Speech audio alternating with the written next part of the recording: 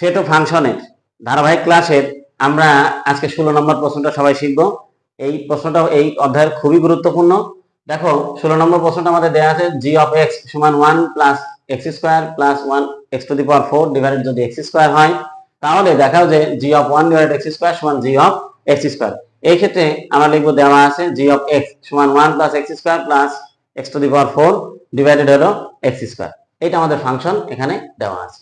এখন দেখো আমরা জি অফ 1 ডিভাইডেড এক্স স্কোয়ার এই মানটা প্রথমে আগে বের করব, তারপর আমরা এই ফলাফলটা বের করব। বের করে দেখবো দুই পাশে ফলাফল যদি সমান হয় তাহলে বলবো আমরা এটা ঠিক আছে, আর যদি ঠিক না থাকে তাহলে তো ঠিক নেই। তাহলে এখন দেখি আমরা জি অফ এক্স, এক্স এর জায়গায় আমরা কি লিখবো 1 ডিভাইডেড এক্স স্কোয়ার। এটা আমরা কোথায় পেলাম? এই যে এখানে 1 ডিভাইডেড এক্স স্কোয়ার। তাহলে এই ফাংশনে যেখানে যেখানে এক্স আছে সেখানে সেখানে আমরা কি লিখবো?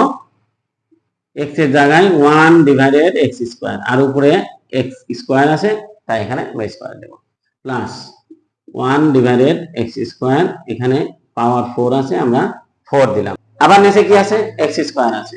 তাহলে আমরা দেব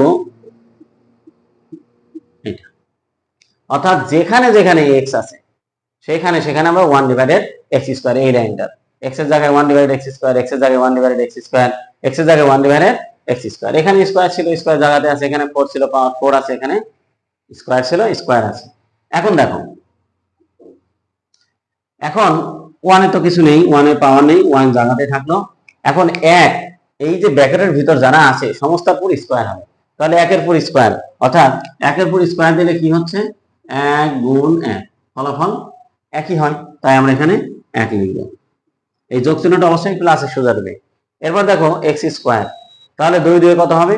পাওয়ারের উপর পাওয়ার থাকলে গুণ হয়, তাহলে 2 2 কত হবে? 2 2 4 হবে, এক্স টু দি পাওয়ার 4। এটা কোথা থেকে আসলো? এটা সূচকের একটা সূত্র আছে এরকম, এ টু দি পাওয়ার এম, আর তার উপর পাওয়ার যদি এন থাকে সেই ক্ষেত্রে এটা হবে, পাওয়ার থাকে তখন পাওয়ারটা গুণ হয়, এম এন এরকম হবে, অর্থাৎ এম এন গুণ হলে A to the power M N হবে। কারণ এখানে তো সংখ্যা না, সংখ্যা থাকলে গুণ হতো। তাহলে এখন আমাদের 2 এর পাওয়ার কত আছে? 2 আছে, তাহলে 2 আর 2 যদি আমরা গুণ করি 2 দুগুণে কত হয়? 4 হয়। এইভাবে এখানে 4 হয়েছে, প্লাস আমরা দিলাম। এখন দেখো 1 কয়বার গুণ? 1 আবার 4 বার গুণ, যেহেতু উপরে 4 আছে তাহলে 1 4 বার গুণ করলে কত হবে? 1 গুণ 1 গুণ 1 গুণ 1, তাহলে কত হলো? 4 হলো, এই যে সেই 4। তাহলে 4টা 1 1 1 1 1 1 1 1 1, তাহলে 4টা 1 যদি গুণ করি আমাদের কত হবে? 1 হবে। তাহলে আমরা এখানে কত লিখবো? 1 লিখবো। এখন দেখো ঠিক একই নিয়ম, এখানে যেভাবে 4 হয়েছে এখানে এটার সঙ্গে এটা গুণ, তাহলে 4 আর 2 যদি আমরা গুণ করি তাহলে কত হবে? 4 দুগুণে 8 হবে। নিচেরটা ঠিক একই রকম, 1 ডিভাইডেড এক্স টু দি পাওয়ার, আমাদের সূত্রটা হলো হরের লসাগু ভাগ হর গুণ হলো লব। এই পদ্ধতিতে আমরা লসাগু করব। তাহলে এটার হর কত আছে? এটার হর আছে 1 আছে, এটার হর আমরা 1। এখন দেখো এখানে এটার হর কত? দ্বিতীয় পদের X to the power 4, X to the power 4, তার মানে 4টা X, X to the power 4 সমান কয়টা এক্স? 4টা এক্স। তাহলে X into X into X into X, এটা কার? এটা সমান। তাহলে এটা কি সমান? এক্স টু দি পাওয়ার 4 সমান আমরা এটা লিখতে পারি। এখন এখানে কি আছে? এক্স টু দি পাওয়ার 8, তাহলে এক্স টু দি পাওয়ার 8 সমান কয়টা হবে বলতে পারবে তোমরা? দেখো এখন এক্স টু দি পাওয়ার 8 সমান কয়টা এক্স? 1 2 3 4 5 6 7 8। তাহলে এই ক্ষেত্রে আমাদের লসাগুর নিয়মটা কি? লসাগুর নিয়ম হলো যে যদি 3 জায়গাতেই একই জিনিস থাকে তাহলে আমরা একটা লিখবো, যদি 2 জায়গাতে থাকে তাও একটা লিখবো। এখন এক তো সবার কাছেই আছে, এক লেখাও যা না লেখাও সমান কথা। তাহলে এইটা লসাগু হবে আমাদের, দেখো এই যে 4টা এক্স এখানেও আছে, 4টা এক্স এখানেও আছে, অর্থাৎ এইটা সমান। তাহলে আমরা 4টা এক্স প্রথমে লসাগুতে লিখে নিব, x into X into X into x.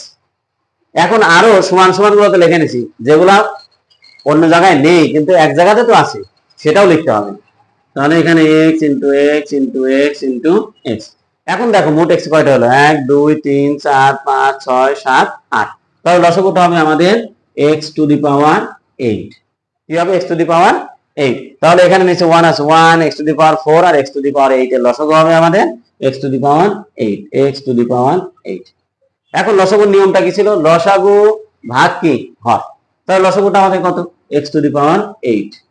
এখন দেখো প্রথম পদের হর কত আছে? শুধু 1 আছে, তো এটা লব, তাহলে লবের নিচে কি আছে? হর 1 আছে। তাহলে এটাকে যদি আমরা 1 দিয়ে ভাগ করি তাহলে কি হবে? এক্স টু দি পাওয়ার 8 হবে। এক্স টু দি পাওয়ার 8 কার সঙ্গে গুণ? 8 টার সঙ্গে গুণ। তাহলে এখানে কি হবে? X to the power 8।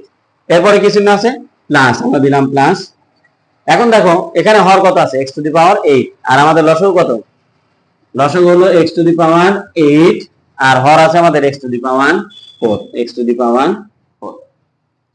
তাহলে এখানে 8টা x যদি 4টা x বাদ দিয়ে দিই আমরা, তাহলে এটার ভাগফল আমরা পাবো x টু দি পাওয়ার 4। কত পাবো আমরা?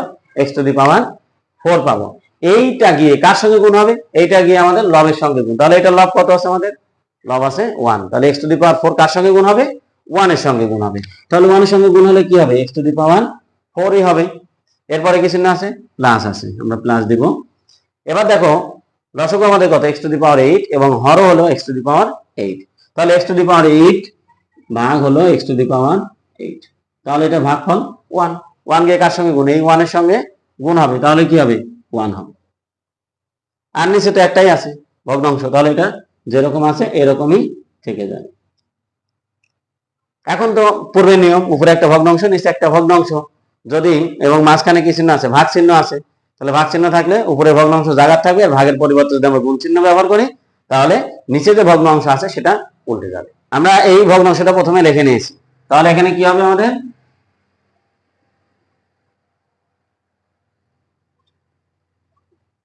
দেখো আমরা প্রথমে এই ভগ্নাংশটা লিখেছি, x to the power 8 plus x square x to the power 4 plus 1 divided x to the power 8। এবং নিচে যেটা ছিল সেটা দেখো উল্টে গিয়েছে, তাহলে x টু দি পাওয়ার 4 উপরে আর 1টা নিচে, এই যে এই 1টা। এখন আবার মাঝখানে গুণ চিহ্ন আছে, গুণ চিহ্ন থাকলে কি হবে?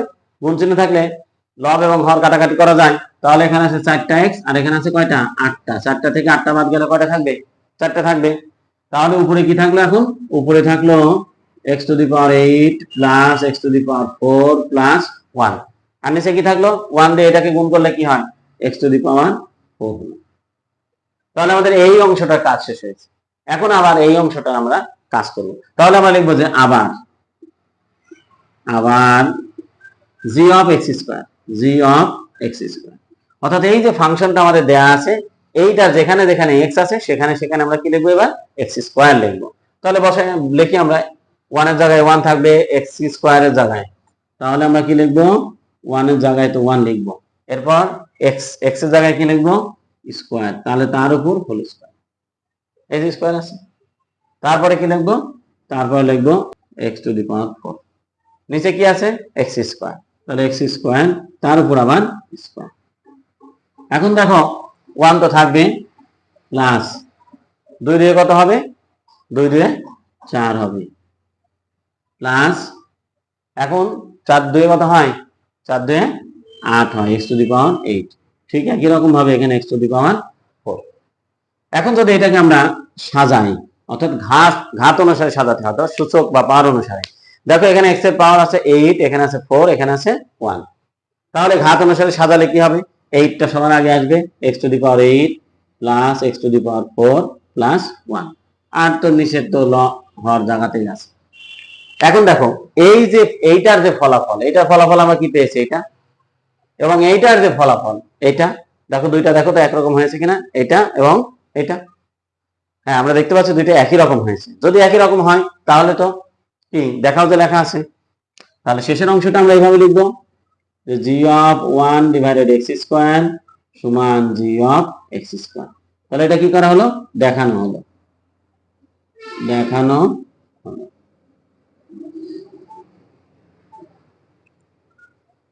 সবাইকে ধন্যবাদ।